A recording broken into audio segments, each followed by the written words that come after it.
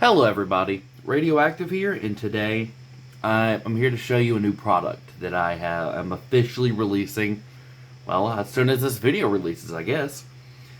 You see the Outlaw down here, and you see these things right here. So we're going to go over this first. This is a completed barrel for the Outlaw. It's a complete, well, it's not completely drop-in, but it is a replacement. With an O-ring, it perfectly seals. If I open this, it completely replaces this barrel right here. You see the O-ring that I have. This is a thinner O-ring. It seals just the same. You might need to stretch it out a little bit. It may shrink in shipping or whatever. You may need to stretch this just a little bit. And these are spacers. 10mm spacer. And on this side, it has a taper. On this side, it is flat. So you can actually slightly adjust between actual 10mm and about 11mm with the flat end. Because there is a little bit of I don't know what that's called. The opposite of a taper. I don't know, whatever. That goes here. So you can do that. That's 10mm. Two 5mm that has the same taper and non-taper. And 2.5mm also with taper and no taper. These work for the stock spring or the downgrade spring that Dart Zone specifically sells. I have not tested out the 100 FPS downgrade spring from out of darts. So, now to the required mods other than what the kit already gives you. You do have to take this out, and you see this little lip in here? You do have to Dremel that out or cut it out a little bit so that the barrel fits slightly through. I don't know how well you can see that. It has to fit slightly through because it is ever so slightly longer than the stock barrel. Now, we're going to get into installation. Let's take out our spring, our stock spring. We're actually going to go to a downgrade spring for this one. So let's take this out. I want about 130 FPS. If I remember correctly, that is, and I could be wrong on this, I believe that is like 15mm spacer. I guess I'm going to put the actual charts at the end of this video so you can go back and look at it. But they are in the Etsy listing in those videos. So let's do that. Put those on. Put this on and set this aside for now. So now we go to the barrel. So how I do it is I pull out this entire thing. You see there is a spring here. I take out this first. You can either keep that out, you can put it back in later, doesn't matter. You reach around the back side and lift. There's a little clip here and you lift and it just pops out. So now we have the stock barrel. The stock barrel is, well, on the inside, again, don't know how well you can see that. On the inside, it looks like there are some scrapes and stuff from machining. I don't know how they do it, but yeah, that is not a great barrel on the inside. We're going to put it over here. It's also very, very loose. I believe my darts just fall through. Oh. No, they do not. But they're like 13.2mm, I believe. That's pretty standard for Dart Zone. So we take this. I like to do that and set them both in together. Make sure it lines up. Take this piece, lever it underneath its catch, if you can. Lever it underneath, push, and push down. Now you got it in there. Now that should work with or it will work with all of the stock cylinders. I have no idea how well they will work for any other 3D printed cylinders. I do have an idea to make my own cylinders, but I haven't gotten to that far yet. I just wanted to get this out. I'm thinking about making a higher performance cylinder. Overall, better to use.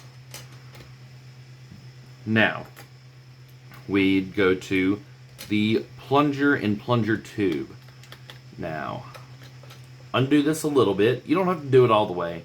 You've got to do it most of the way. So you can take this out. You see that it did move around a little bit. I will show you how to fix that.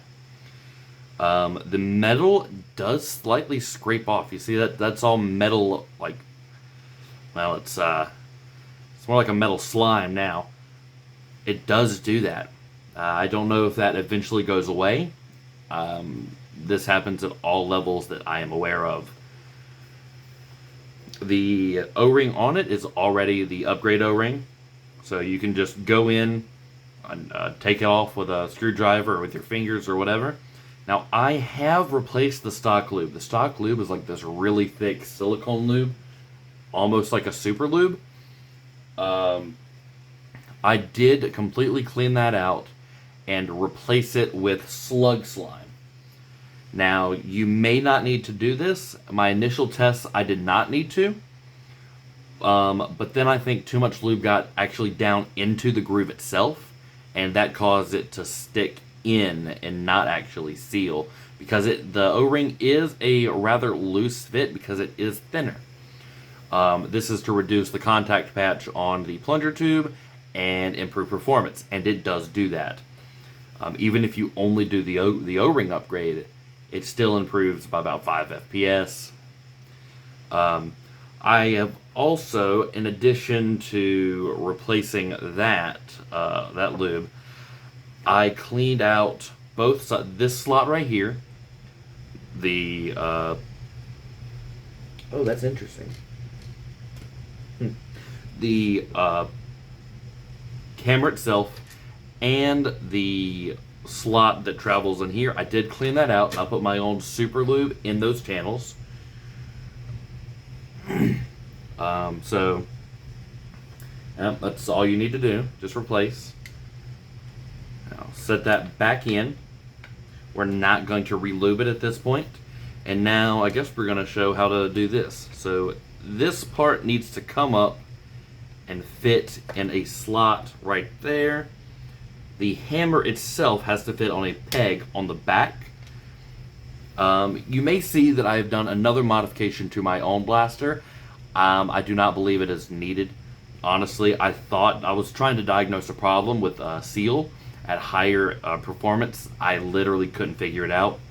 This is literally just a bread tie that I've put around there and twisted off.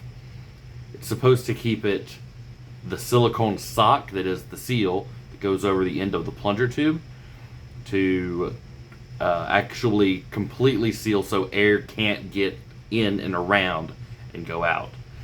I don't think that's happening. I don't know what else could be happening. I don't know if it's just at higher performance, at higher pressures, the sock just doesn't work that well. I have gotten up to 160 FPS with the stock spring, and the maximum spacer that I recommend. I do not recommend you going any higher than 12.5 millimeters. So that would be one of these big ones and one of the small ones together. I actually saw performance decrease from that. It went down about 3 FPS on average. The average was 100, just over 150 FPS. So just north of that super stock level for a hard cap. A soft cap, I believe. Yeah, average is soft cap, high is hard cap. So yeah, let's make sure this is all together correctly. Screw this down. You may end up needing to put some sort of Loctite on this this screw. Sorry Sorry about that. Over all the shots I've put through, I've noticed it likes to unscrew itself about a half turn. This screw also likes to do that. Don't know why. It's just the way it is, I guess. So yes, we got this in here. We're going to put... Actually, you know what? Let's do the full spacer. Let's go full spacer on downgrade spring. That is 140 FPS, just south of 140 FPS average. Just under, or I got a high of 146 FPS, if I remember correctly, and like a low of 134. That is the downgrade spring. That is worn red worker bamboos. So yeah, let's go ahead and put the full set on here, just to show how to put it all together when it's under its maximum compression. Alright, so let's go ahead and do that. Let's not forget our safety. Not that it really matters for anybody. It's just for Dart Zone to cover their asses. Alright, so now we have to push this in. It will not, I haven't broken anything even with full compression on the big spring. This hasn't, nothing snapped off. I see no stress marks or anything. You do need to be careful though. Over who knows how many shots, it could happen that something ends up getting stressed or breaking or what have you. Alright, so we're going to take that piece off.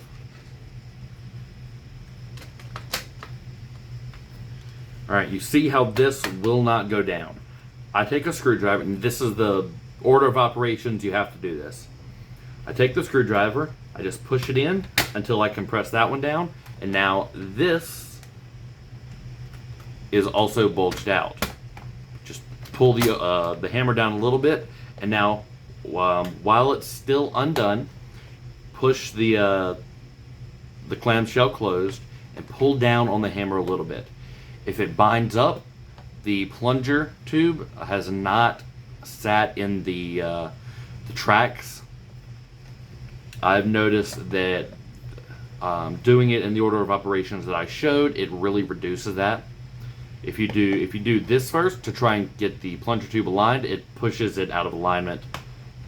That's just the way you got to do it. And then we're going to button it all back up.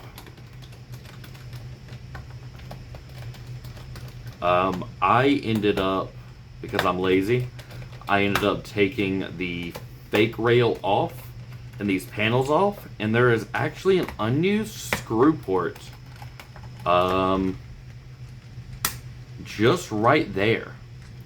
So during all of my testing, I ended up just taking one of these things out and screwing it into that screw port. It reduces the number of screws you need by 4. And when you open this blaster 150 times, that can really be a huge time saver. So yeah, the numbers that I am quoting are my own testing. Your testing may vary. Your results may vary. Because my darts, again, are worn out just a little bit. Well, I say just a little bit. They're still working perfectly fine. The heck? Oh, there we go. My darts are still working perfectly fine, but they literally have probably 150 shots each through them. I need to get new darts. I just don't know where to get red worker bamboos at now. The only places I can think of are from overseas, because Dart Zone has a patent on the bamboo, and Out of Darts now no longer sells them to try not to infringe on the oh, I missed one on the patent. Just some chit chat while I close this up. So that should be it. Now your blaster should work perfectly fine if you will hit the safety. Perfect. there is no way currently for me to actually test the, well, at least not with this barrel, to test the seal. I did use a longer barrel. Actually, I think I had an even longer barrel than this. This was one of my first prototypes. It used brass, and it is so much heavier. The trigger pull just, it felt awful. I might be able to fix that eventually. You can lube up some of this in here to try to get a little bit of a nicer trigger pull.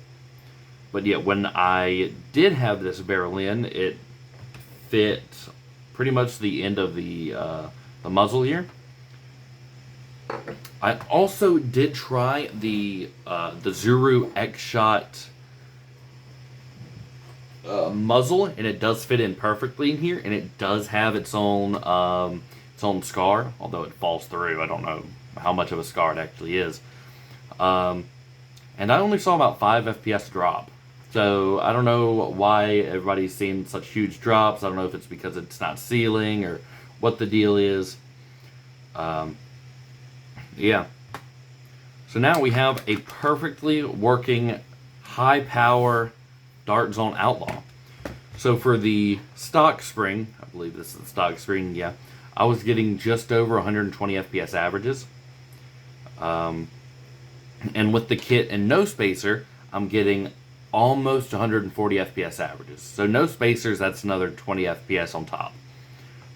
With spacers, that's another 10 FPS on top of that. With the downgrade spring from Dart Zone, I was getting just over like 91 FPS average, and with the kit no spacers, I'm getting 96. And with all the different spacers, there is a huge combination that you can do. It will hit any of the FPS caps that you have, from 100 FPS to 140 FPS average cap. And it's still super light. You can see how well I'm doing that. And that's with the full spacers. This is the downgrade spring. Yeah. It's really nice to handle. I feel like it's definitely, I feel like it's a little bit heavier than the stock spring at this point, just because it has all the spacers. But 120 FPS that you can get, which is the stock, if you wanted a lighter prime and still the same performance as a stock spring, no other mods or anything done, you can do that really easily. I believe that's everything I wanted to talk about. Let me rack my brain a moment. Yeah, I believe that's it. Alright, well, this has been Radioactive, and this is the new Max Outlaw.